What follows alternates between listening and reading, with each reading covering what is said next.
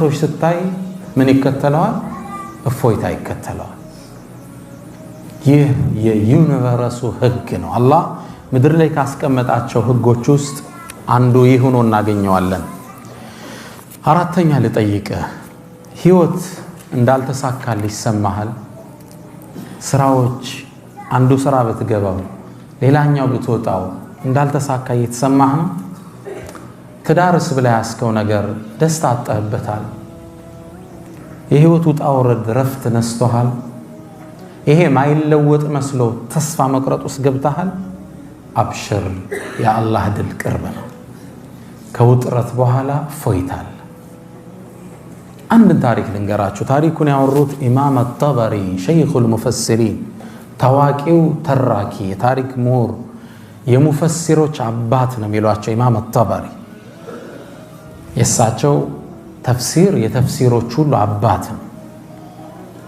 በ240 ሂጅሪያ የተከሰተ ክስተት ነው ታሪኩን የዘገቡት ብቻ ሳይሆን አብረው የተሳተፉበት ክስተት ነው ኢማም አጣበሪ ገና ወጣት ይያሉ በሐያት ራሳቸው ያዩት ታሪክ ነው መነግራችሁ መጽሐፋቸው ላይ ዘገቡት በዘመነኛ ብዕር አሊ ጠንጣዊ የዘመኑ ዓሊሞች ውስጥ አንዱ ረሂመሁላህ ይህን ታሪክ ቅሰቱል ሒዛም ያሰፈሩት ታሪክ ነው መተረክላችሁ ይሄ ታሪክ ሁላችንም ጥሩ እንደሚያስተምረን ተስፋ አደርጋለሁ ታሪኩንም ሰምታችሁት መታቋ አይመስለኝም ከ1200 ዓመት በፊት የተከሰተ ነው ኢማም አጣበሪ ታሪኩን እንዲጀምሩልናል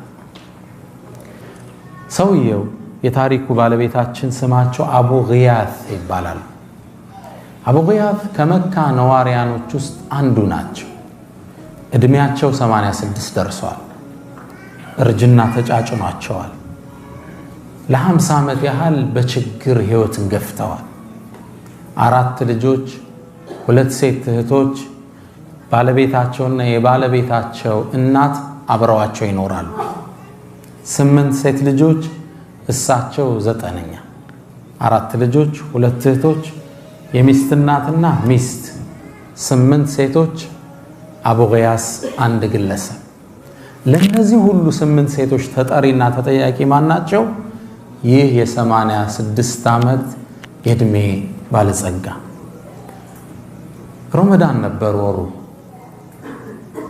240 ሂጅሪያው ላይ አቡ ግያስ ትናንት ያለ ምግብ ነው የጾሙት ዛሬም እንደዛው ለመጾም ተገደዋል ሱብሒ ከሰገዱ በኋላ ባለቤታቸውን ጠሩ ያሉ ባባ አሏት መጣች ላይ ለብሳ የነበረችውን ልብስ ሰጠቻቸው እሱን እየተቀያየሩ ነበር የሚሰግዱት ከዛም መጣችና ያ አባ ግያት አንተ ግያት አባት ሆይ እባክህን ረሃብ ገደለን እኔ እናንተን ችለው ይሆናል ሴት ልጆቻችን እናቴ ግን ራብን መቋቋም አትችልም እባክህን ውጣና እህል ፈልግ እስኪ ምግብ ምን በላው ዛሬ ደግሞ ጾማችን እንዳናፈጥር قال افعل الشالات ከቤት መውጣት ጀመረ ዱሃ አካባቢ እንደነጋጋ መካን መዞር ጀመረ ምግብ ቢያገኝ ስራ ቢያገኝ ስራስ እንዴት ያገኛል የ86 ዓመትን አዛውንት ማን ይቀጥራል ምግብ ፍለጋ ዞር አቡ ግያት ማግኘት አልቻለም ዙሁር አካባቢ እንደደረሰ ዙሁር እንደተሰገደ ሰው ጣም ፀሐይ ስለነበር ሊያርፍ ወደ ቤቱ ገብቷል እርሱ ወደ ቤት እንዴት ይመለስ ባዶ እጁ ተስፋ ቆርጦ አንድ ዛፍ ጥግ ቁጭ አለ ጥላ ላይ ነው ልጆቹ ታወሱት ዛሬም ዳግም በረሃብ ሲያድሩ ተከዘ ከዚህ ኑሮ ብሞትስ ምን ነበራል ኑሮ ነው እንዴ ምኖረው እቺ ህይወትናችን እንዴ ምን ልጨምርልኝ ለልጆቼ ባይሆን ኑሮ መኖርና አልመኝም እያለ ከራሱ ጋር ማውጠንጠን ጀመረ ትንሽ እንደቆየ ከፊት ለፊቱ የሆነ ነገር ገመድ ነገር ተመለከተ ማንገቻ ነው ምንረኛ ምን ይሆን ቆዳ ነው ከርቀት ሲያይ እባብ ይሆን እንዴ ደግሞ ነድፎ ቢገለኝስ ከራሱ ጋር ያወራል ቢገለኝም ይግደለኝ የኔ ህይወት ምን ዋጋ አለው በድፍረት ገመዱን ሳበው ሲስበው የፖርሳ ማንገቻ ነበር ጎተተው ከውስጥ ጥቁር ክብ ነገር ወጣ ሳበው ወጣለት ምንድነው እዚህ ውስጥ ያለው ምግብ ይሆን በድግ አርጎ ሲያወዛውዘው የበርካታ ሳንቲሞች ድምጽ ሿ ሿ ሲል ተሰማ ምን ይሆን ፖርሳውን ከፈተው ነጫጭ የወርቅ ሳንቲሞች ነበር በደስታ ፈነደቀ ልጆቹ አዳዲስ ልብስ ይለብሱ ታየ ጠግበው ሲበሉ ታየ ከ50 ዓመት በኋላ ፎይታ መጣ ብሎ ፈነደቀ በዚህ ስሜት ውስጥ ያለ አንድ የሸሪዓ ህግ ትዛል ሁክሙ ሉቀጣ እስልምና የወደቀ ቃል ያወጣው ህግ አለ እሱን ታውቃላችሁ መንገድ ላይ ሞባይል ስታገኝ አንስቶ መሄድ አይደለም በእስልምና ህግ አለ እቃ ወድቆ ካገኘ ሸሪዓው ምንድነው የሚለው ያን እቃ አመት የጠፋው ያልክ ማስተዋወቅ አለ ከባድ ነው ሙስሊም ያልሆኑ ወገኖች ንብረታቸውን ለመጠበቅ ባንክ ላይ ወስደው ነው የሚቆልፉ የሙስሊሞች ንብረት ግን ጠባቂ ማን ነው ሁሉም ሙስሊም ነው ይሄ እስልምና የሸሪዓ ምጥቀት ነው የሚያሳይ ያንተ ንብረት እኔ ጠባቂ ነኝ ማን ነው የጠፋው ብዬ አመት መናገር አለብኝ ከአመት በኋላ ሰውየው ካልመጣ ምናልባት ለአንተ ይመለስልህ ከዛ አቡ ግያስ ዙሮ ድንግጣ ይሄ ነገር የሰው ንብረት እኮ ነው መውሰድ አልችልም حرام ነው የሚሆንብኝ እንዴት ላደርግ አመት ላስተዋውቅ አንድ ቀን እንበላው ምግብ የለንም ምን ልናደርግ ነው ከአመት በኋላ ማን ይስልሞት ይችላል 85 አመቱ ነው ሚስቴ በረሃብ ጠውልጋለች ቆዳዋ አጥንቷ ላይ ተጣብቋል ልጆችም ተንገላተዋል ትዳር አጥተዋል ከድህነት የተነሳ አመት ላስተዋውቅ ምን ነው ባላገኘሁት አመት የራበህ መብላት ማችለው ሚሊዮን ብሮች ምን ይሰራል 1000 ድርሃም አለው ይላሉ ኢማም አጠበሪ 1000 ድርሃም የወርቅ ሳንቲም ሚሊዮንስ ኦፍ ዶላር ማለት ነው እጃቸው ላይ ገባው 5 የሌላቸው ሰው የማይበሉት ለአንድ አመት 1 ቢሊዮን ይዘዋል ብለህ አሰብ ከባድ ነው በዚህ አጋጣሚ ደግሞ ሰውየው መጥቶ ሊወስደው ይችላል አቡ ግያስ ድምጽ ካልተሰማ ከፍ አደርጋለሁ ከኋላ ይሰማል እህቶች ይሰማል ይሰማል ኢንሻአላህ አቡ ግያስ ምን ያድርግ ይሄን ወርቅ ተሸክሞት በጥቁር ፖርሳ በጨርቅ የተጠቀለለ ወደ ቤቱ ይዞት መምጣት ጀመረ ደግሞ ስመጣ ሚስቴ ብታየውስ ምን ላድርግ እሷ ካየችው ስለምትጓጓ ቢያንስ የሆነ ነገር አንሳለት ነው የምትለኝ እርቦና እንደምንም እሷን ሳያሳይ ደብቆ ለማስገባት ወስኖ በፎጣው ተቀላሎ ቤት ተሾልኮ ሲገባ ባለቤት ተጠየቀችው ያ አባ ግያስ ማጃ አቢክ ምን አመጣ ምን ሲዘኖ ከኋላ አለችው አይ እንዲሁ ነው አለ አረ ምን እንዲሁ ይዛል የሆነ ነገር እየታየ አይ እንዲሁ ነው እስኪ ልየው ምን ደሞ አመጣ የሚበላ ነው ምንድነው አሳየ መዋሸት አልፈለገም አላህን ፈሪ ነበር እቃውን ካስቀመጠ በኋላ ቁጭ አርቆ ያሉ ባባ አንቺ ሉባባ ሳላስበው 1000 ድርሃም አገኘው አስደንጋጭ ነው ለሷ በህይወታቸው አይተው ታያቁ እና ግን የሰው ነው እንዴት የሰው ነው አላህ ያመጣልህ ሪዝቅ አይደል እንዴ ሚስት ደግሞ ገባች ጀሊሉ ግር ላይ ያመጣውና ይሄ የሰው ንብረት እኮ ነው ይሄ ሰው ይባላል እንዴ እርቦሃል እኮ ልትሞት ነው እርቦና ልንሞት ነው ሰው ሲቸግረው ሐራምስ መጠጣት ይፈቀድለቴ በራህ ላይ ይሄደ ከኸምር ውጭ ሊሞት ብሎ ወሃቶ ኸምር ውጭ ሌላ ካላገኘ እሱን እስልምና የግድ ይፈቅድለታል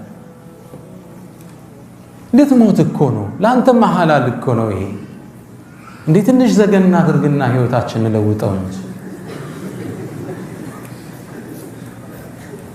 በጭራሽ አላት 50 ዓመት ሙሉ ሆዴ ሐራም ሳላስገባ በ86 ዓመት ሆዴ ላስገባ ነው።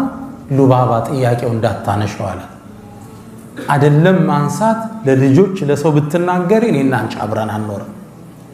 ይሄን አቋሜ ነው እቂ አላት። አቋማቸውን ታቅ ነበር። ደንግጣ እሷም ስብስብ አለች። ታዲያ ምን እናድርግ? ልውጣና እስኪ ሰውየውን ልፈልገው፣ ካገኘሁት ባይሆን ያገኘሁበትን የሆነ ድርሻዬን እወስዳለሁ። እሷም ተስማማች። አቡ ጊያት ሰውየውን ፍለጋ ወደ ካዕባ ወጣ። ኢማም አጠበሪ ወጣቱ ነው ታሪኩን ይነግሩናል። አንድ ሰው መካ ውስጥ ካዕባ ጥግ ቆመ። የኹራሳን ሰው ነው። ቆመና አዩሃናስ እናንተ ሰዎች ሆይ በፖርሳ 1000 ድርሃም ወድቆ ያገኛል እንዴ? እባካችሁ መልሱልኝ፣ አጅራችሁን አላህ ዘንድ ታገኛላችሁ ይላል። ይሄን ሲል ሁላችን አዳመጥ ነው። አንድ በእድሜ ገፉ አዛውንት ወደ እርሱ አቀር። ከዛም አንተ ኹራሳኒ ሆይ ያሉት። ማን ነው የመጡት? አሁን አቡ ጊያት ነው የመጡት። ሰውየውን አገኙት። አንተ ኹራሳኒ ሆይ ወርቅ ጠፋ እንዴ? አዎ። 1000 ድርሃም። አዎ። ታዲያ እኛ እኮ የመካ ሰዎች ቀሊሉ ዘርዒ እኛ እኮ ወቀሊሉ ዘርዒ አዝርዕታና ምርት ታውቀዋለህ። እርሻን ዘራ፣ ደረቅ ነው መሬታችን፣ ዝናብ አናገኝ። ከብቶች ደግሞ አልበን የምንጠጣው የለም። ወቀሊሉ ልመዋሲሚ ደግሞ ሐጅና ዑምራ በዓመት 2 አንዴ ነው የሚመጡልን። በዛ ነው ከሰው የምንጠቀመው። ስለዚህ ምናልባት ያገኘው ሰው ችግረኛ ሊሆን ስለሚችል 1/10ኛውን እሰጣለሁ ብለህ እኮ ብትናገር አምጥቶ ሊሰጥ ይችላል።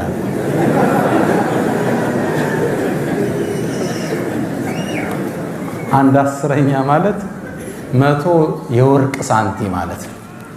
ችግሩ እንዳያታለው እንደምትሰጠው ሲያቅ ሊያመጣልህ ይችላል። ሰውየው ዞር አለና ያ አባ አላቸው። ያኔ አበቲ ማለት ነው። ባባ ሆይ ላ ነፈዓል፣ ይሄንማ እናረግም። አላህን ከፈራ ያመጣው እኛ ምን ሰጠው ነገር የለም አላቸው። ቅስማቸው ስብር። ወደ ቤታቸው ተመለሱ። ወደ ቤት ሲመለሱ ኢማም አጠበሪ ተመልከቱት፣ አክቲቭ ነበሩ። እኛውን ሰለፍ ሲባል ጥሩ ስዕል የለንም አእምሮችን ውስጥ። ሰለፍ ማለት አክቲቮች ማለት ነው፣ ስማርት ናቸው። ኢማም አጠበሪ ምን ይላል? ይሄ ሰውዬ የገንዘቡን ያገኘው እሱ እንደሆነ ተረደዋል። هذا شيخ المفسرين ምን አይነት አክቲቭ ቢሆኑ። እኛውን ይሄ እስመ ሰለፍ መዝሉም ነው፣ ተበድሎ። ሰይድና አሊ ጦርነት ላይ ወጡ። ጦረኛው በጣም ኃይለኛ ነበርና ሊጋጠማቸው መጣ። ሊፋለማቸው ነው ፊት ለፊት። አሁን እንዴት ያሸነፉት? በጣም ሊያደክማቸው ሆነ። ና ግጠመኝ ሲላቸው ብቻህን ነው እንደምትመጣው? አሰልፈ ነው እንደምትመጣው? ብቻህን እንደመምጣት አሉ። እኔ ወንዱ ብሎ ዞር ሲል አንገቱን ቀጭ አረጉት። እኔ ጋር ናቸው። ምን ነው አልሐርቡ ኺድዓ፣ ጦርነት ላይ ቴክኒካዊ ማታለል ይፈቀዳል። ግልጽ ነው አይደል? ጀግና ላይ ብሎ ተነፍቶ ነው የመጣውና አመዛዘዙ ምናምን ሲያዩት ሲሪየስ ነው ሰውዬው። ከዛ ሲስተም ፈጠሩ። አክቲቭ ነበሩ ሰይድና አሊ ረዲየላሁ ተዓላ ዐንሁ። ታዲያ ብቻህን አትመጣም እንዲያሰልፈ ነው አሉ። እኮ እኔ ብሎ ዞር ሲል ቀጨም አረጉት አንገት። ሰለፉ ሷሊህ ሲባል አራዶች ማለት ነው። አሁን ሰለፍ የሚለው ስም መዝሉም፣ አክቲቭ ነበሩ፣ ስማርት ነበሩ፣ ስትራቴጂስት ነበሩ። ለዛ ነው ሮማን ኢምፓየርን ፐርሻ ኢምፓየርን ደምስሰው የጣሉት። የዓለም ምጡቅ አገሮችን ሀያላን አገሮችን ማንበርከክ የቻሉት ስትራቴጂስት ነበሩ።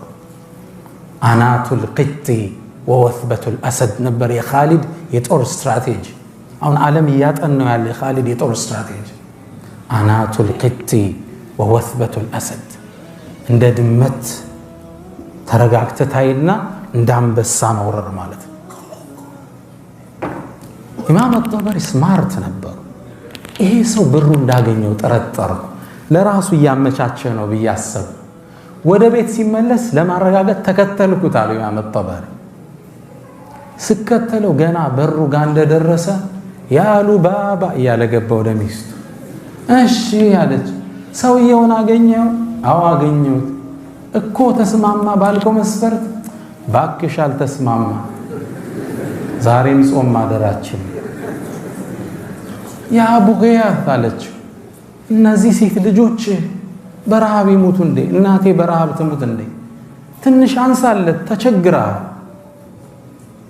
ለምንድን ነው ማታነሳው አንተ እኮ ሙጥርነ ተጨንቀሃል አላህ ይፈቅድልሃል ደግሞ ወቅ አለችው ልቡን ስታራ አላህ ባስከው ብር ብቻ ሳይሆን በትክክል ባለመገብካቸው ልጆች ይጠይቀሃል አለችው ጥሩ ማንት ነው አይደል ልክ ይሄን ስትለው ይላል ኢማም አጠበሪ ከርቀቱኛ ያለዋል ትክዛሉና ቡገያት ተስፋ ቆርጠው በነጩ ጺማቸው ላይ እንባስ ይወርዳየዋል አይበላው የአላህ ቅጣት አለ